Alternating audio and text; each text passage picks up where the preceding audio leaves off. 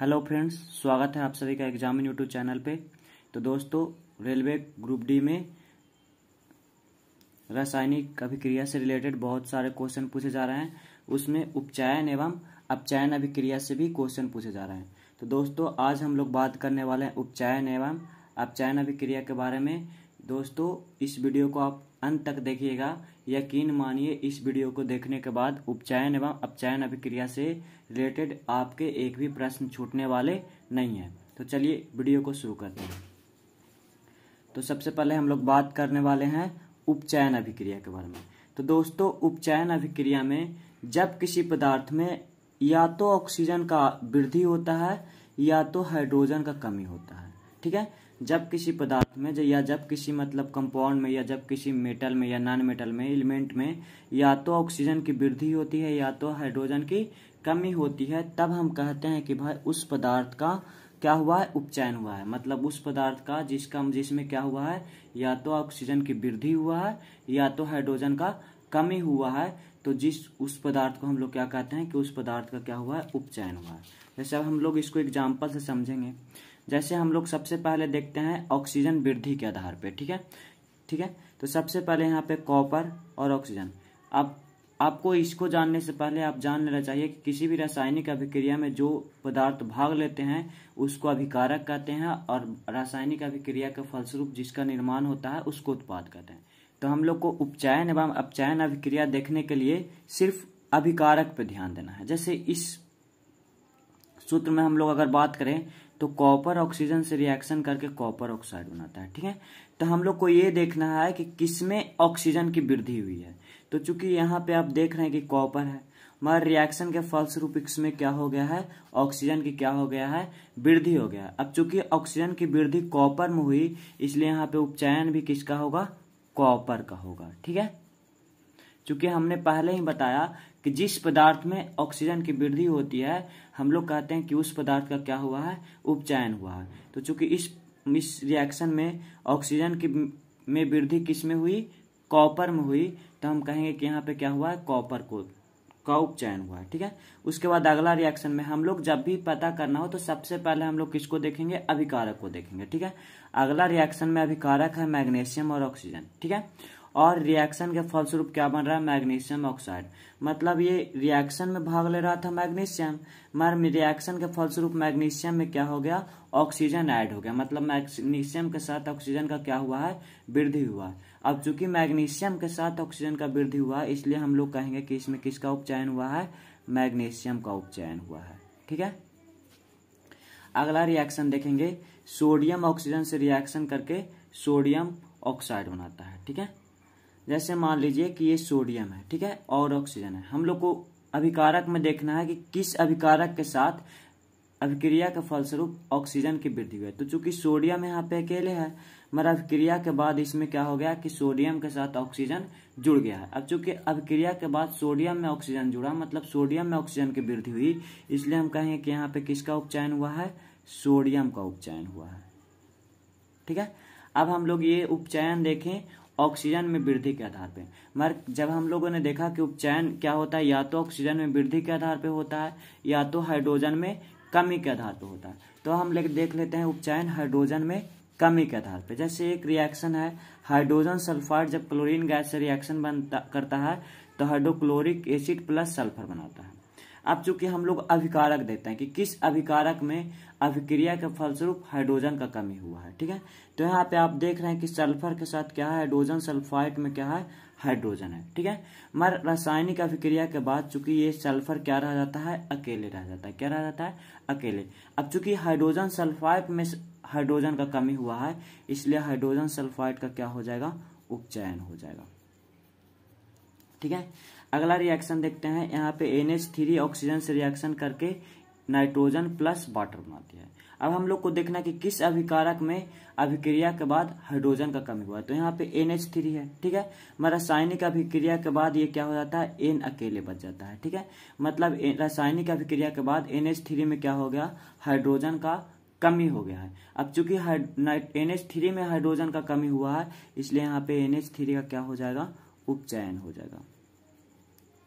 अगला देखते हैं MnO2 HCl से रिएक्शन करके MnCl2H2O प्लस Cl2 बनाती है। ठीक है, अब हम लोग को देखना है कि किसमें या तो ऑक्सीजन का ऐड हुआ है, चूंकि उपचयन अभिक्रिया में या तो ऑक्सीजन का ऐड होता है या तो हाइड्रोजन का कमी होता है।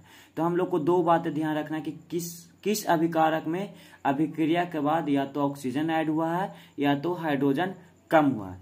तो चूंकि MnO2 है, ठीक है, तो अभिकारक दो है, MnO2 और HCl। ठीक है, तो हम लोग देख रहे हैं कि MnO2 में क्या हो गया है, MnO2 में तो ऑक्सीजन कम खत्म हुआ है, मतलब MnO2 में तो ऑक्सीजन का कमी हुआ है। ठीक है, मगर हम लोग अभी ऑक्सीजन हम लोग उपचयन कब कहते हैं, जब हाइड्रोजन का कमी होता है। तो हम लोग देख रहे हैं कि यहाँ पे HCl है। ठीक है, मगर अभिक्रिया के फलस्वरूप क्या बच जाता है, Cl बच जाता है, मतलब HCl में से हाइड्रोजन का क्या हुआ है, कमी हुआ है, इसलिए HCl का यहाँ पे क्या हो गया है, उपचयन हो गया है। ठीक है, तो ये थे उपचयन अभिक्रिया। आई होप आप लोग को अच्छे समझ में आ गया होगा। अब हम लोग बात कर लेते हैं अपचयन के बारे में।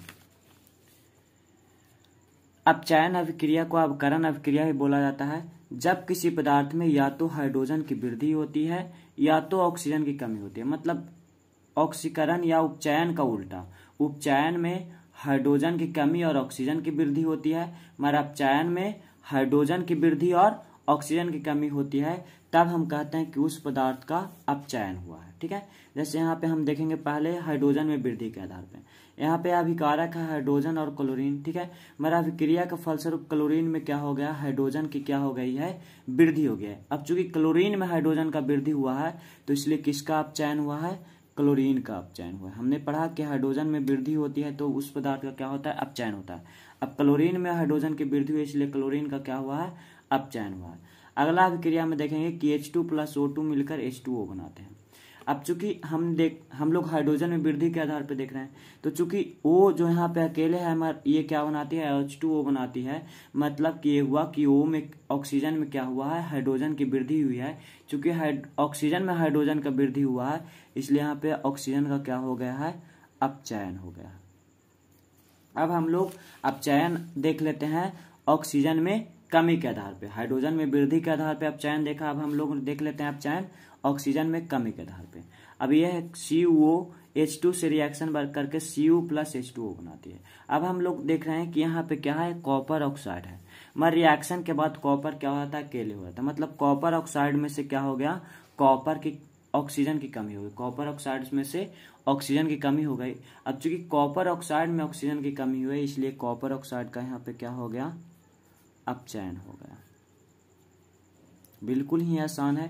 ठीक है, अब यहाँ पे सल्फर डाइऑक्साइड है और हाइड्रोजन सल्फाइड है, तो दोनों रिएक्शन करके वाटर और सल्फर का निर्माण करते हैं। अब हमें ये देखना है कि किसमें या तो हाइड्रोजन की वृद्धि या तो ऑक्सीजन की कमी हुई है। ठीक है, चूंकि या तो हाइड्रोजन में वृद्धि होता है तब भी अपचयन होता है, या तो ऑक्सीजन में कमी होता है तब भी अपचयन होता है। हम यहाँ देख रहे हैं कि यहाँ पे सल्फर डाइऑक्साइड है, और जो मतलब रिएक्शन के बाद ये सल्फर अकेले बच जाता है। मतलब रिएक्शन के बाद सल्फर डाइऑक्साइड में क्या हो जाता है, ऑक्सीजन की कमी होती है। अब चूंकि सल्फर डाइऑक्साइड में ऑक्सीजन का कमी हो रहा है, इसलिए यहाँ पे सल्फर डाइऑक्साइड का क्या हो गया, अपचयन हो गया है।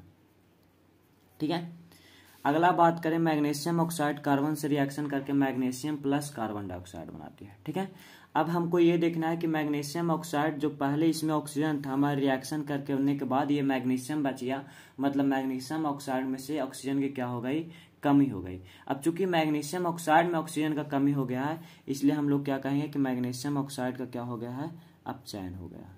ठीक है, अब हम लोग बात करने वाले हैं अपचायक एवं उपचायक के बारे में। तो सबसे पहले हम लोग बात कर लेते हैं उपचायक।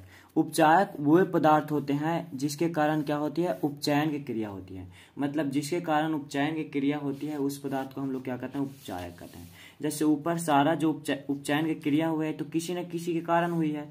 जैसे यहाँ पे कॉपर का क्या हो गया है, यहाँ पे कॉपर का उपचयन हुआ है, मगर चूंकि कॉपर में ऑक्सीजन मिला तब कॉपर का उपचयन हुआ। मतलब कॉपर का उपचयन किसके कारण हुआ, ऑक्सीजन के कारण हुआ, इसलिए यहाँ पे ऑक्सीजन क्या हो जाएगा, उपचायक हो जाएगा। ठीक है, अगला में देखते हैं उसी प्रकार मैग्नीशियम में ऑक्सीजन मिला, जिसके कारण मैग्नीशियम का उपचयन हो गया। चूंकि मैग्नीशियम का उपचयन ऑक्सीजन के मिलने के कारण हुआ, इसलिए ऑक्सीजन यहाँ पे क्या हो जाएगा, उपचायक हो जाएगा। अगला देखते हैं उसी प्रकार ये वाला भी है। अब इसमें बात कर लेते हैं। हाइड्रोजन सल्फाइड में क्लोरीन मिला तो क्या बन गया, हाइड्रोक्लोरिक एसिड प्लस सल्फर बन गया और H2S का उपचयन हुआ। चूंकि H2S का इसमें उपचयन हो रहा है, H2S में से हाइड्रोजन का कमी हो रहा है, इसके कारण H2S का क्या हो रहा है, उपचयन हो रहा है। मगर H2S का उपचयन क्लोरीन के कारण हो रहा है, चूंकि क्लोरीन से रिएक्शन करने के बाद हाइड्रोक्लोरिक एसिड का निर्माण होता है, तो इसलिए इस रिएक्शन में H2S का उपचयन क्लोरीन के कारण हो रहा है, इसलिए यहाँ पे क्या हो जाएगा, क्लोरीन उपचायक हो जाएगा। ठीक है, अगला बढ़ते हैं, इसमें देखते हैं MnO2HCl।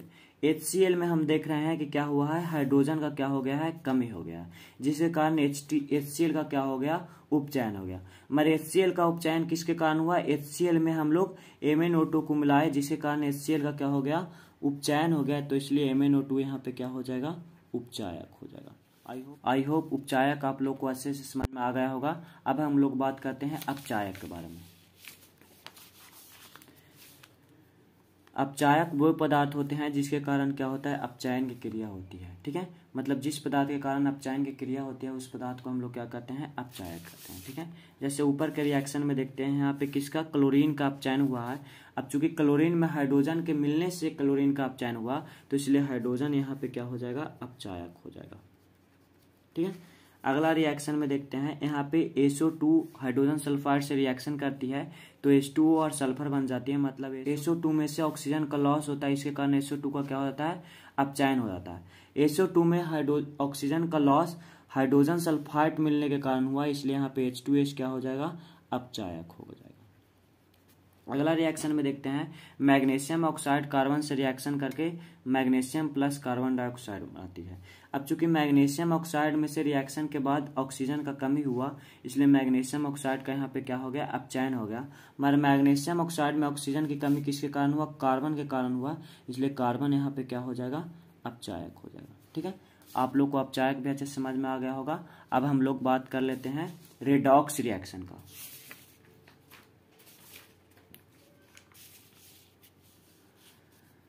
कहते हैं कि अपचयन एवं उपचयन की क्रिया जब एक साथ होती है, संयुक्त रूप से होती है, तो उस रिएक्शन को हम लोग रेडॉक्स रिएक्शन कहते हैं।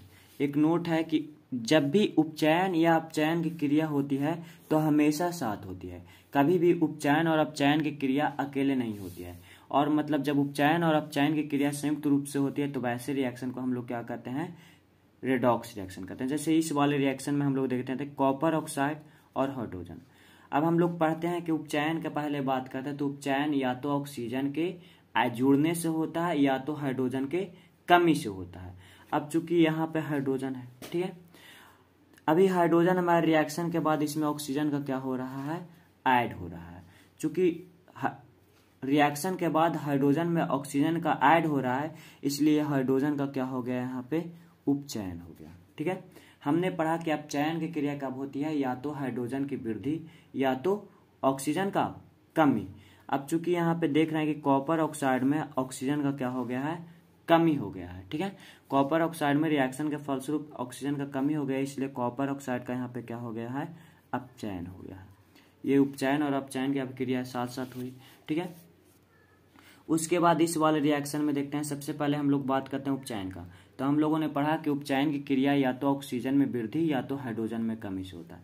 अभी कार्बन अकेले हमारे रिएक्शन के बाद इसमें क्या हो रहा है, ऑक्सीजन की वृद्धि हो रही है। अब चूंकि कार्बन में ऑक्सीजन की वृद्धि हो रही है, इसलिए क्या होगा, कार्बन का उपचयन होगा। ठीक है, अब हमने पढ़ा अपचयन या तो ऑक्सीजन का कमी या तो हाइड्रोजन का वृद्धि। अब यहाँ पे लेड ऑक्साइड है, मगर रिएक्शन के फलस्वरूप इसमें क्या हो रहा है, सिर्फ लेड बच जा रहा है, मतलब लेड ऑक्साइड में से ऑक्सीजन का क्या हुआ है, कमी हुआ है। चूंकि लेड ऑक्साइड में ऑक्सीजन का कमी हुआ है, इसलिए लेड ऑक्साइड का क्या हो रहा है, अपचयन हो रहा है। ठीक है, तो ये देख लिए हमने उपचयन और अपचयन दोनों अभिक्रिया साथ से हो रही है, ये सारे अभिक्रिया क्या कहलाएंगे, रेडॉक्स रिएक्शन कहलाएंगे। अब जैसे एक और एग्जाम्पल है, जैसे मान लीजिए Mg प्लस O2 2MgO।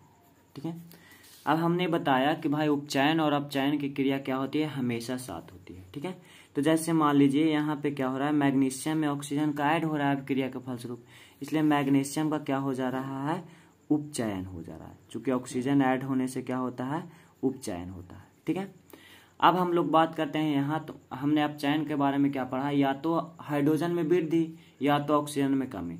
तो ना तो यहाँ पे हाइड्रोजन में वृद्धि हो रहा है, ना ही ऑक्सीजन में कमी हो रहा है। तो यहाँ पे हमने नोट में लिखा है कि अगर जहाँ पे हाइड्रोजन और ऑक्सीजन ना हो, तो जब किसी पदार्थ में धातु का योग होता है, ठीक है, मतलब जब किसी चीज में मेटल का योग होता है, तब हम कहते हैं कि उस पदार्थ का क्या हो गया, अपचयन हो गया। अब चूंकि यहाँ पे पहले से ऑक्सीजन है, मगर रिएक्शन के बाद इसमें मैग्नीशियम मेटल का क्या हो जा रहा है, योग हो जा रहा है, इसलिए हम लोग यहाँ पे कहेंगे क्या हो रहा है, ऑक्सीजन का क्या हो रहा है, अपचयन हो जा रहा है। तो इससे ये साबित होता है कि भाई उपचयन और अपचयन की अभिक्रिया क्या होती है, हमेशा साथ साथ होती है। ये एक क्वेश्चन है जो कल के थर्ड शिफ्ट में पूछा गया था, दिया गया था कि जिंक ऑक्साइड कार्बन से रिएक्शन करने के बाद जिंक प्लस कार्बन मोनोऑक्साइड बनाती है। तो पूछा गया था कि इनमें किसका अपचयन हो रहा है, ठीक है। तो चूंकि ये अपचयन का बात करना है, तो हमें दो चीज ध्यान रखना है, या तो अपचयन में क्या होता है, या तो हाइड्रोजन की वृद्धि या तो ऑक्सीजन की कमी। अब चूंकि इसमें तो हाइड्रोजन है नहीं, तो इसका अपचयन सिर्फ और सिर्फ किसके कारण हो सकता है, ऑक्सीजन के कमी के कारण से। तो हम लोग देख रहे हैं यहाँ पे जिंक ऑक्साइड है, मगर रिएक्शन के फलस्वरूप जिंक क्या हो जा रहा है, अकेले बच जा रहा है। मतलब जिंक ऑक्साइड में से रिएक्शन के बाद क्या हो जा रहा है, ऑक्सीजन की क्या हो जा रहा है, कमी हो जा रहा है। तो जिसके कारण यहाँ पे जिंक ऑक्साइड का क्या हो जाएगा, अपचयन हो जाएगा, ठीक है। आई होप आप लोग को उपचयन और अपचयन अभिक्रिया बहुत अच्छे समझ में आ गया होगा। तो दोस्तों, अगर आप लोग को वीडियो अच्छी लगी हो तो लाइक करिएगा और शेयर करिएगा और चैनल को सब्सक्राइब करिएगा, और ताकि और ही ऐसे वीडियो हम आपके लिए लाते रहें। जय हिंद।